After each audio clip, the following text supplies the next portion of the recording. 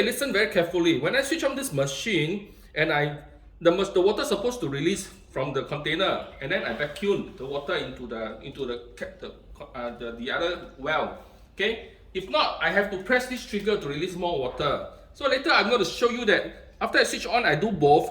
Actually, no water came out, and then after I vacuum, the whole thing is still dry. Okay, let's start. Okay, now I press the water. Now I press the trigger. Okay, I press many times, and you see there's still no water. Still no water, okay? So I vacuum, still no water. I press. Now I switch off.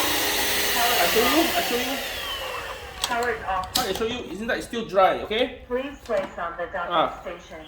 This one is still dry. How do you open this? Okay, this one is still dry.